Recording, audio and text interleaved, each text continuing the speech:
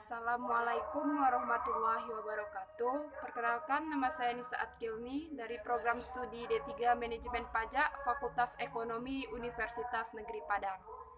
Baiklah, di sini saya akan menjelaskan materi tentang budaya dan etika dalam perusahaan. Yang pertama yaitu pengertian budaya. Budaya organisasi adalah nilai dan keyakinan bersama yang mendasari identitas organisasi atau suatu perusahaan.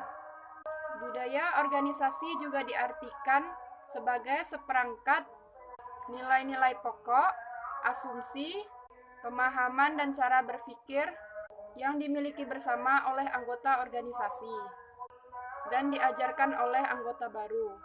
Dengan kata lain, budaya organisasi merupakan nilai-nilai dan norma yang dianut dan dijalankan oleh sebuah organisasi terkait dengan lingkungan di mana organisasi tersebut dijalankan. Lalu yang selanjutnya ada budaya organisasi. Yang pertama yaitu budaya organisasi yang nampak atau visible. Contohnya yaitu cara berpakaian dan tata ruang kantor.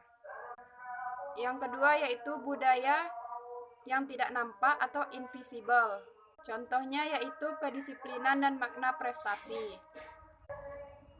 Yang ketiga yaitu keyakinan yang paling dalam atau asumsi-asumsi yang tersembunyi. Sebagai contoh misalnya, atasan tidak pernah salah atau bawahan yang selalu salah. Contoh lain seperti konsumen adalah raja.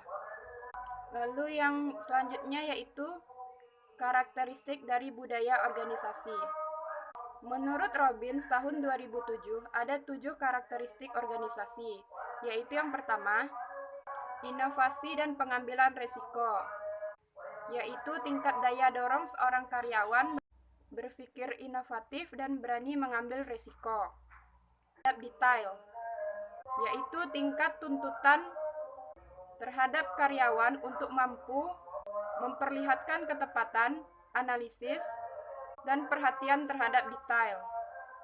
Lalu yang selanjutnya yaitu orientasi hasil, yaitu tuntutan terhadap manajemen yang lebih mengutamakan hasilnya, tidak prosesnya.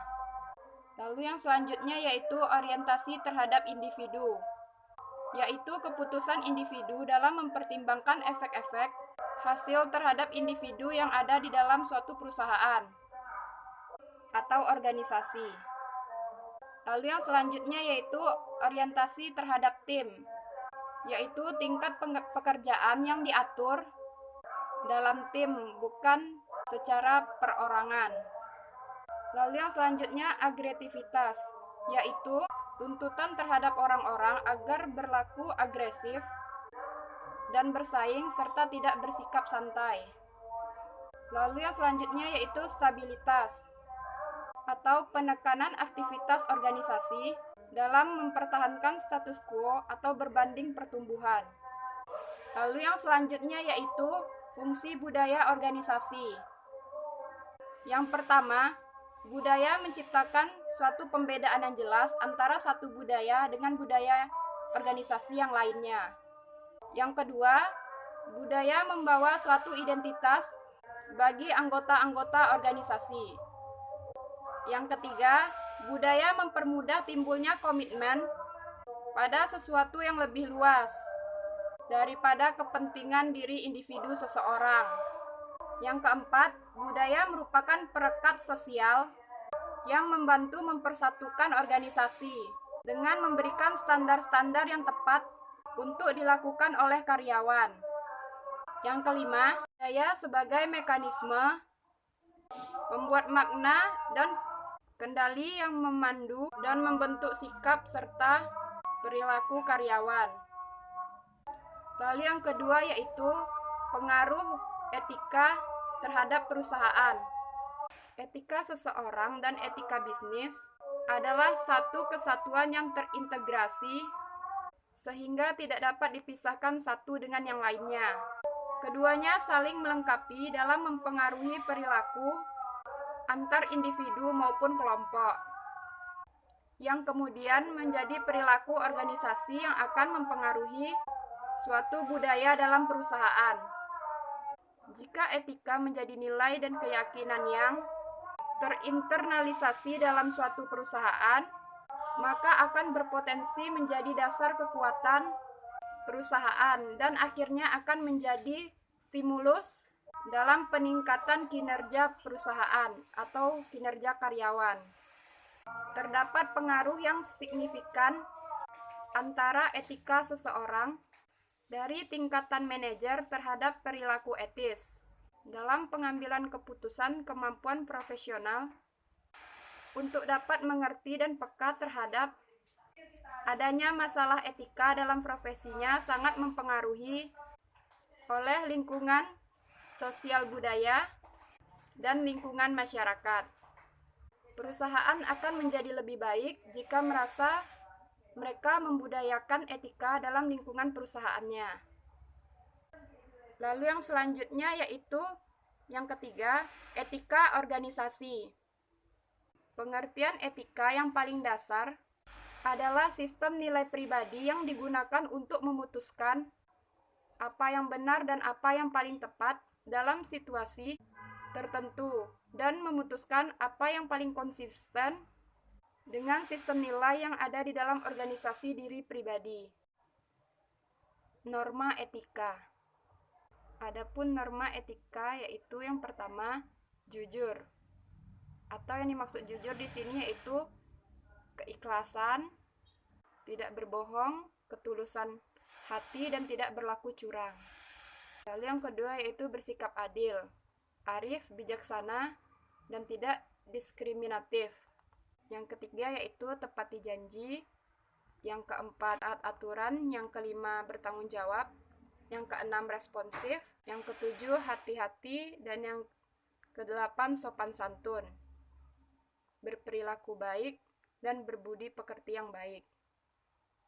Lalu yang selanjutnya yaitu mengembangkan etika di tempat kerja. 1. Menerapkan tingkah laku etis. Manajer dan pemimpin perusahaan sebagai modelnya. 2. Penyaringan karyawan dalam seleksi awal. 3. Mengembangkan kode etik. Dan 4. Menyediakan pelatihan etika. 5. Memberikan dukungan terhadap perilaku etis. Dan yang keenam, menerapkan etika dalam praktek kehidupan sehari-hari. Lalu yang selanjutnya yaitu interaksi individu dalam organisasi. Yang pertama, menghargai setiap individu dalam perusahaan, menunjukkan sikap sopan santun, serta membangun penghargaan pribadi, membangun komitmen dan menunjukkan perlakuan yang sama kepada semua individu dalam perusahaan tanpa melihat ras, gender, warna kulit, agama, usia, dan lain-lain. Menyediakan dan memelihara lingkungan tempat kerja yang kondusif, sehat, dan teratur. 4. Memberikan kompensasi, manfaat yang jelas dan menarik, serta memberikan imbalan dan mempertahankan individu yang berkualitas. Yang kelima yaitu meyakinkan individu dalam perusahaan untuk menyampaikan pendapat atau opininya tentang kebijakan dan praktek-praktek untuk lebih memusatkan perhatian perusahaan dengan berkomunikasi secara terbuka. Yang keenam, memberikan peluang secara rasional kepada individu dalam suatu perusahaan, konsisten dengan visi dan misi perusahaan untuk mengikuti pelatihan agar menjadi individu yang kompeten dalam pekerjaannya. Yang ketujuh yaitu tidak boleh memaksa, melarang, atau mempengaruhi keterlibatan seorang individu untuk memberikan kontribusi dalam proses politik selama dilakukan secara wajar dan tidak merugikan pihak manapun, dan selama tidak bertentangan dengan peraturan perusahaan yang berlaku. Lalu yang terakhir yaitu contoh kasus pelanggaran etika. Di sini saya mengambil contoh kasusnya yaitu pelanggaran bisnis yang dilakukan oleh PT Megasari Makmur. PT Megasari Makmur adalah sebuah perusahaan yang cukup terkenal dengan produknya yang berupa obat nyamuk merek Hit. Namun belakangan ini diketahui produk tersebut telah melanggar etika bisnis. Banyak masyarakat yang telah mengenal produk tersebut sebagai obat nyamuk yang murah tetapi sangat efektif. Sayangnya, merek tersebut harus menarik diri dari peredaran. Alasannya karena mengandung zat aktif proxofur dan diklorvos yang merupakan suatu bentuk pestisida. Pihak kesehatan menilai jika zat tersebut sangat berbahaya untuk sistem kesehatan manusia. Bahkan, lebih parahnya bisa menyebabkan keracunan pada darah apabila terlalu banyak menghirup udara yang telah bercampur oleh produk tersebut atau dengan produk HEAT. Baiklah, mungkin hanya sekian yang dapat saya sampaikan. Lebih dan kurangnya saya mohon maaf. Saya akhiri.